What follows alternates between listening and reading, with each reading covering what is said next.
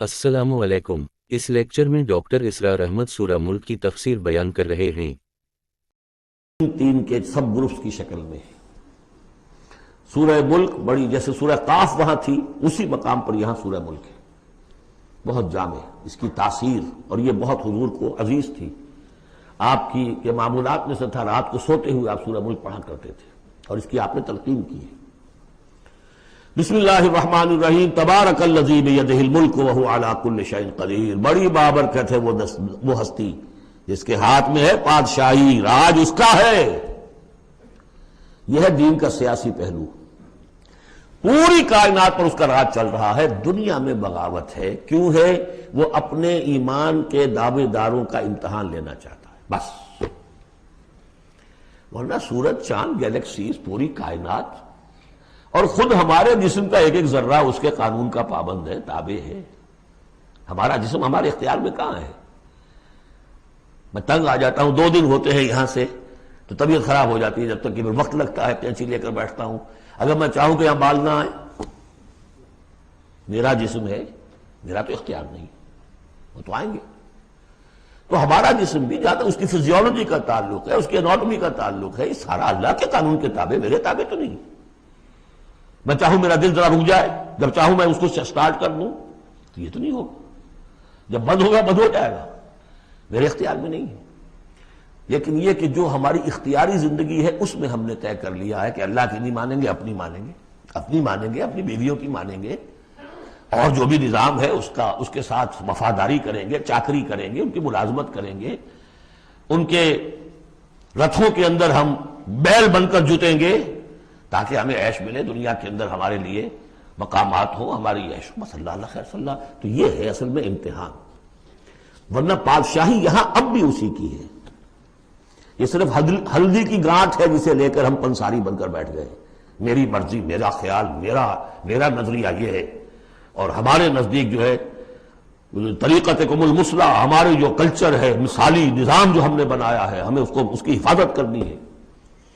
تبارک الذی بیدہ الملک وہو علی کل شیء قدیر، وہ ہر چیز پر قادر ہے۔ الذی خلق الموت والحیاۃ لیبلوکم ایکم احسن عملا۔ اب دیکھیے، ہم نے حیات انسانی کا جو اب تک سمجھا ہے، جس کو کہ عمر نے، جو کہ بہت بڑا شاعر ہے، اس نے اپنی بیوی سے خطاب کر کے کہا ہے حیات ثم موت ثم بعث حدیث و خرافات یا ام عمری۔ یہ کیا ہے؟ زندگی پھر موت پھر زندگی، یہ کیا سب حدیث و خرافات، معاذ اللہ۔ ہم نے بھی دیکھا پہلے کنتم امواتا فاحیاکم ثم یمیتکم ثم یحییکم ثم الیہ ترجعون۔ یہ وقفے کیوں ڈالے گئے؟ یہ موت کا وقفہ کیوں ڈال کر زندگی کا ایک حصہ نکال دیا علیحدہ؟ 30 40 50 60 سال یہ دنیا کی زندگی، پھر موت کا وقفہ۔ موت ایک زندگی کا وقفہ ہے، یعنی آگے بڑھیں گے دم لے کر۔ کیوں؟ اس کی حکمت بتائی جو ہم پڑھائیں سورہ واقعہ میں، قدرنا بینکم الموت، تمہاری ہی زندگی کا تسلسل ہے جس میں ہم نے ایک وقفہ موت کا ڈال دیا ہے۔ کیوں ڈالا ہے؟ خلق الموت والحیاۃ لیبلوکم ایکم احسن عملا۔ یہ جو چنک علیحدہ کیا ہے یہ اس لیے کہ تمہاری آزمائش ہو، امتحان ہو، تمہیں جانچا جائے۔ وہ 3 گھنٹے کا امتحان ہوتا تھا جو دیتے تھے تم کبھی اسکولوں میں، اب یہ 30 برس کا سمجھ، اور واقعی 30 برس ہی ہوتے ہیں آدمی کے پاس۔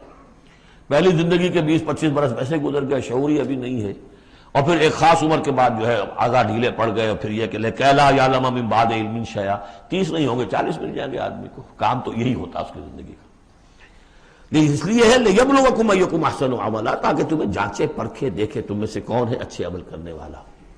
اب دیکھیے علامہ اقبال کی جو نظم ہے زندگی کے موضوع پر، واقعہ یہ ہے کہ بہت چوٹی کی چیز ہے، بہت عمدہ چیز۔ تو اسے پیمانہ امروز فردا سے نہ ناپ، جاویداں پہم دواں ہر دم جواں ہے زندگی۔ قلزم ہستی سے تو ابھرا ہے مانند حباب، جیسے سمندر میں ایک بلبلا سا ہوتا ہے، کتنی زندگی ہوتی ہے بلبلے کی۔ قلزم ہستی سے تو ابھرا ہے مانند حباب، اس زیاں خانے میں تیرا امتحان ہے زندگی۔ خلق الموت والحیاۃ لیبلوکم ایکم احسن عملا۔ ہے کبھی جاں اور کبھی تسلیم جاں ہے زندگی، کبھی زندگی جان سے مترادف ہے، عبارت ہے، کبھی جان دینا اصل زندگی ہے۔ وَلَا تَقُولُوا لِمَنْ يُقْتَلُ فِي سَبِيلِ اللَّهِ أَمْوَاتٌ بَلْ أَحْيَاءٌ وَلَٰكِنْ لَا تَشْعُرُونَ۔ ہے کبھی جان اور کبھی تسلیم جان ہے زندگی۔ اصل زندگی جو ہے وہ جان دے دینے سے حاصل ہوگی۔ الذی خلق سبع سماوات طباقا، وہ اللہ جس نے بنائے 7 آسمان ایک دوسرے کے اوپر۔ آیات متشابہات میں سے ہے۔ ما تری فی خلق الرحمن من تفاوت، تم نہیں دیکھ پاؤ گے اللہ کی تخلیق میں کہیں کوئی فرق۔ اتنا محکم نظام ہے، اتنا محکم نظام۔ کیا کسی سائنسدان نے آج تک یہ بھی کہا کہ تخلیق میں یہاں نقص ہے؟ کسی نے کہا؟ زوالوجی کی فیلڈ میں یا باٹنی کی فیلڈ میں یا کسی اور فیلڈ میں، جیولوجی کی فیلڈ میں، ایسٹرونومی کی، کسی نے کہا ہے؟ ما تری فی خلق الرحمن من تفاوت فارجع البصر هل تری من فطور، پھر ذرا دوبارہ لوٹا لو اپنی نگاہ، دیکھ لو، ہر میدان میں دیکھ لو، کہیں تمہیں کوئی رکھنا نظر آتا ہے؟ اگر یہ تخلیق کامل ہے تو کامل حقیقت میں کون ہے؟ اس کا خالق، اس کا باری، اس کا مصور۔ بس یہ نظر نہیں آتا۔ سائنسدان سب کچھ دیکھ رہے ہیں، ڈھونڈنے والا ستاروں کی گزرگاہوں کا اپنے افکار کی دنیا میں سفر کر نہ سکا۔ بڑے بڑے صاحب بصیرت اور بڑے بڑے عقل مند اپنی ناک تلے کے پتھر سے ٹھوکر کھاتے ہیں، دیکھ رہے ہیں ٹیلیسکوپ سے ٹھوکر کھا رہے ہیں وہاں جو سامنے پتھر پڑا ہوا ہے اس سے۔ یہ ہو رہا ہے آج ہمارے ساتھ۔ فرج سپر جیل کا بسرا کر رہتے ہیں، پھر لوٹاؤ ذرا اپنی نگاہ کو 2 مرتبہ اور۔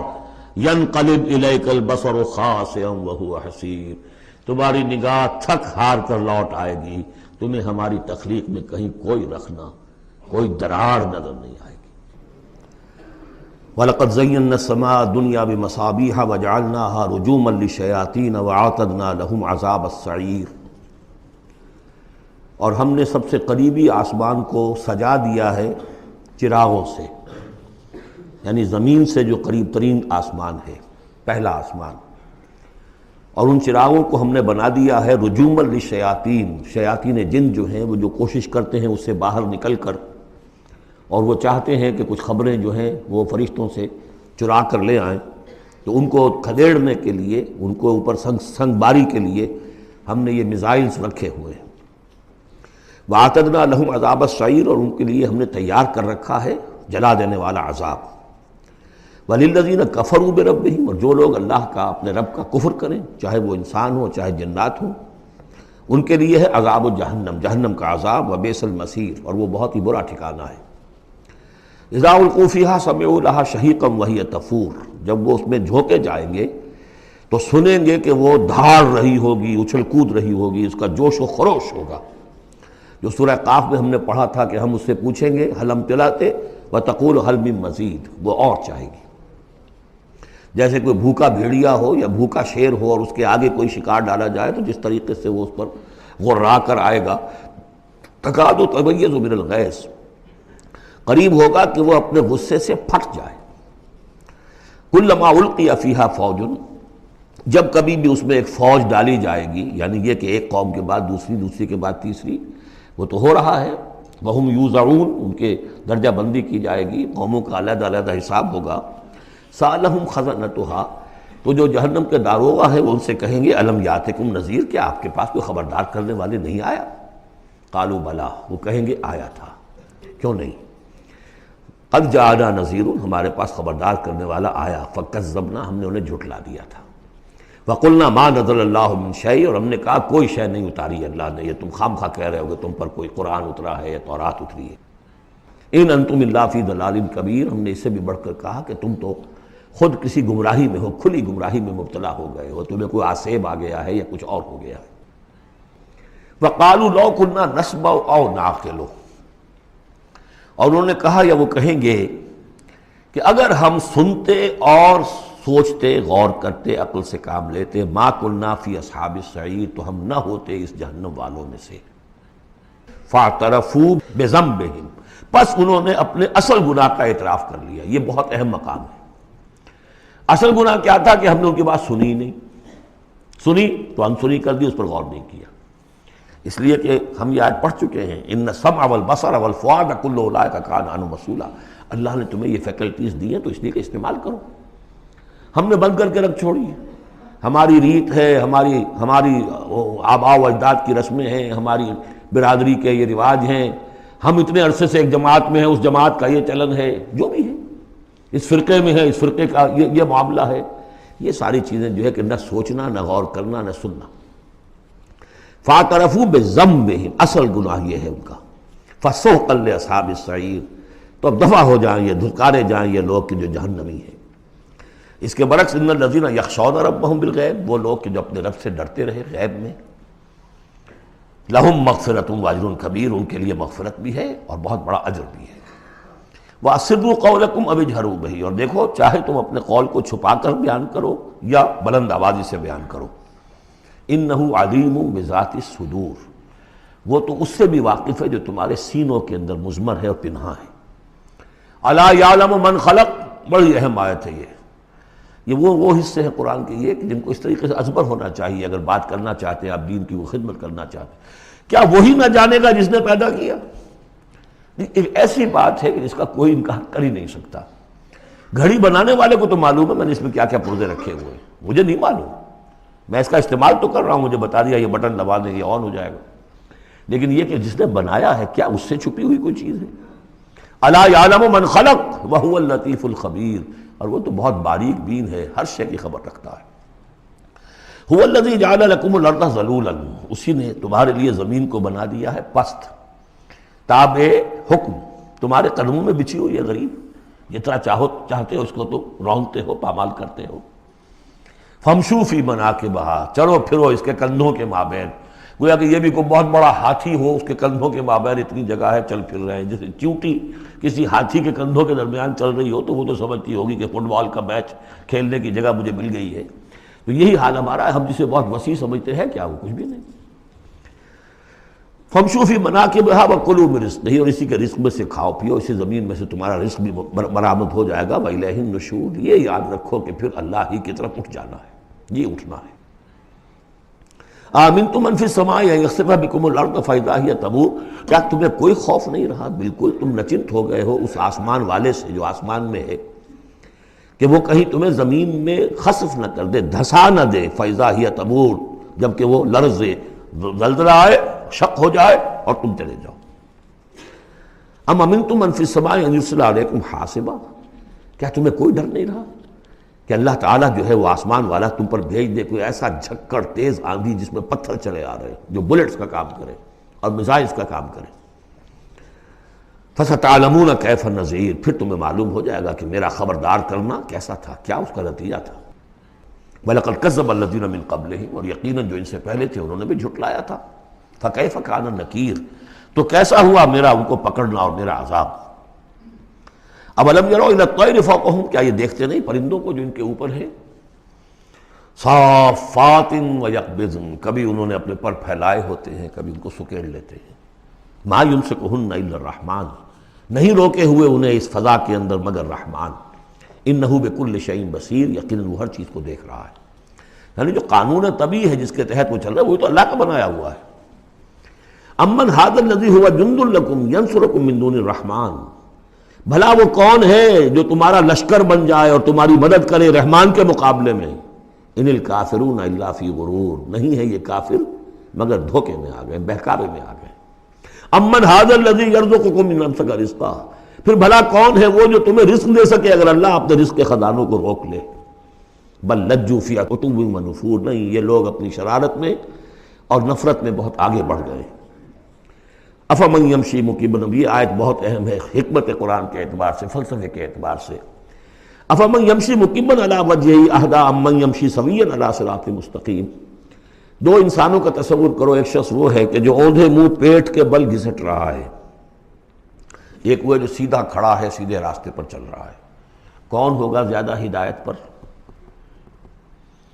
اس میں نقشہ کھینچ دیا گیا ہے، جو لوگ حیوانی سطح پر زندگی بسر کر رہے ہیں صرف انسٹنکٹس کی وجہ سے زندہ ہیں، پیٹ، معاشی جدوجہد اسی کے لیے زندہ ہیں، گھسٹ رہے ہیں اسی میں، وہ اس اوندھے پڑے ہوئے انسان کے مانند نہیں جنہیں آگے کا کچھ پتہ نہیں، آگے کہاں جانا ہے، وہ تو ان کے انسٹنکٹس انہیں چلا رہے ہیں، بالکل اینیمل لیول کے اوپر زندگی گزار رہے ہیں، انہیں منہ، انہیں کیا نظر آئے گا راستہ کون سا ہے، کدھر جانا ہے؟ ایک شخص کھڑا ہے سیدھا، اپنی منزل اس نے معین کر لی ہے۔ یہ بالکل وہی فلسفہ ہے جو سورہ حج میں آ چکا ہے۔ انسان حقیقت میں وہی انسان ہے جس نے اپنا کوئی آدرش، کوئی نصب العین، کوئی مقصد، کوئی آئیڈیل زندگی میں مقرر کیا ہو۔ جو شخص بغیر کسی نصب العین کی زندگی گزار رہا ہے، ہی از این اینیمل۔ اولئک کالانعام بل ھم اضل، حیوانات جو ہیں یہ چوپائے، ان کی زندگی کا کوئی مقصد نہیں ہے۔ وہ تو اللہ نے ہمارے کام کے لیے پیدا کر دی، آپ انہوں کاٹوں گوشت کھائیں اور ان کی چمڑوں سے جوتیاں بنائیں اور جی رہے وہ خالص انسٹنکٹس کے اوپر، ان کی جبلتیں ہیں، صرف جبلت کے تحت ہیں۔ انسان صرف حیوان نہیں ہے، اس میں کچھ اور ہے، اور اس کے لیے کوئی آئیڈیل۔ ضعف الطالب والمطلوب، جتنا اونچا آئیڈیل ہوگا اتنا ہی اونچا انسان جائے گا، لیکن جس کا کوئی سرے سے آئیڈیل نہیں وہ نرا حیوان ہے۔ آخر چوپائے بھی تو اسی طرح چلتے ہیں نا۔ افمن یمشی مکبا علی وجہہ اہدی امن یمشی سویا علی صراط مستقیم، سیدھا راستہ اور اس کی منزل معین ہے، مجھے ادھر جانا ہے۔ دنیا میں ہماری منزل اقامت دین، حقیقت میں زندگی کی منزل آخرت، رضا الہی کا حصول۔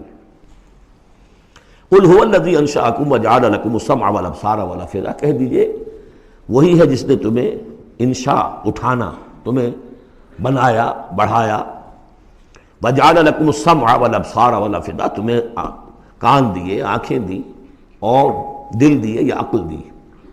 عام طور پر قرآن میں سمع پہلے کیوں آتا ہے اور بصار بعد میں کیوں آتا ہے؟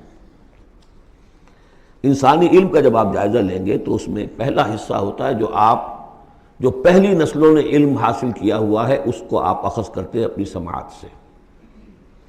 آپ سنتے ہیں، کلاس میں لیکچر ہو رہا ہے، پروفیسر لیکچر دے رہا ہے، جو کچھ ہوا ہے پہلے وہ آپ نے پچھلی نسلوں کا جو بھی ذخیرہ معلومات ہے وہ جمع کیا، اب آپ نے آبزرو کیا، کچھ اور معلومات حاصل کی، کچھ نئی حقیقتیں آپ پر منکشف ہوئیں، اور پھر آپ نے اس کو جوڑا، ایک قدم آگے گئے۔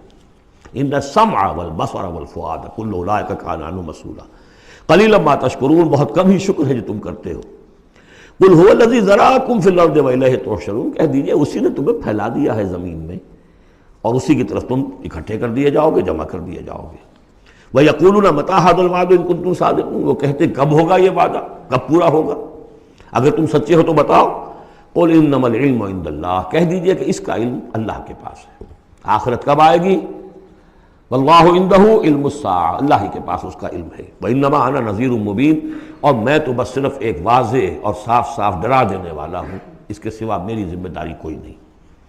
فَلَمَّا رَأَوْهُ زُلْفَةً، پھر جب وہ دیکھیں گے اس کو، قریب آ گئی، سیئت وجوہ الذین کفروا، تو ان کے چہروں کے حلیے بگڑ جائیں گے، برے ہو جائیں گے ان کے چہرے، ان کافروں کے۔ وقیل ھذا الذی کنتم بہ تدعون، اور کہا جائے گا یہ ہے وہ جس کو تم مطالبہ کرتے تھے کہ لاؤ اور لے آؤ جلدی سے۔ قل ارأیتم ان اہلکنی اللہ ومن معی او رحمنا فمن یجیر الکافرین من عذاب الیم، اے نبی ان سے کہیے دیکھو اگر مجھے میرا اللہ ہلاک کر دے، یا اور جو میرے ساتھ ہیں ان سب کو بھی ہلاک کر دے، یا اللہ تعالی ہم پر رحم فرمائے، سوال یہ ہے کہ تمہیں کون بچائے گا، کافروں کو کون بچائے گا عذاب علیم سے؟ ہمارا جو بھی ہو ہم ناکام رہ جائیں، تمہارے نزدیک ناکام ہو گئے، ہمارے نزدیک تو کوئی ناکامی ہے ہی نہیں۔ حل تربصون بنا الا احدی الحسنیین، دو اعلیٰ صورتیں ہیں، ان میں سے تیسری کوئی صورت ہے ہی نہیں۔ یا ہمارا رب ہمیں سب کو جام شہادت نوش کروا دے، کامیابی سب سے بڑی کامیابی تو یہی ہے، اور کامیاب ہو کر اگر واپس آ گئے تو تم بھی کہو گے کہ کامیاب ہے۔ لیکن تم سوچو کہ کافروں کو کون بچائے گا دردناک عذاب سے؟ قل هو الرحمن آمنا بہ، کہہ دیجئے وہ رحمان ہے، اس پر ہم تو ایمان لا چکے ہیں، وعلیہ توکلنا، اور اسی پر ہمارا توکل۔ نوٹ کر لیجیے یہ صورتیں جو ہے بالکل ابتدائی زمانے کی صورتیں ہیں۔ ابھی سمجھیے کہ یہ ابتدائی رد و قضا ہے، جس کی آخری شکلیں وہ ہیں جو سورہ انعام اور سورہ اعراف اور سورہ یونس اور سورہ ہود میں ہم دیکھا ہے۔ فَسَتَعْلَمُونَ مَنْ هُوَ فِي ضَلَالٍ مُبِينٍ، تو عنقریب تمہیں معلوم ہو جائے گا کہ کھلی گمراہی میں کون تھا، ہم تھے یا تم تھے۔ قُلْ أَرَأَيْتُمْ إِنْ أَصْبَحَ مَاؤُكُمْ غَوْرًا، ذرا ایک بات پر اور غور کرو، اگر تمہارا یہ پانی جو زمین کا ہے وہ نیچے اتر جائے، کبھی کبھی ایک دم بہت جو ہے ایک الارم ہو جاتا ہے کہ پانی کی سطح نیچے جا رہی ہے، بارشیں کم ہوئی ہیں، پانی کی سطح نیچے جا رہی ہے، کہاں سے لائیں گے پانی؟ وہ تو پھر بھی ابھی ایک حد تک ہی نیچے جاتی ہے، یہ پانی اور نیچے چلا جائے۔ فَمَنْ يَأْتِيكُم مِّن مَّاءٍ مَّعِينٍ، کون ہے وہ جو لائے گا تمہارے پاس وہ پانی صاف نتھرا ہوا پانی؟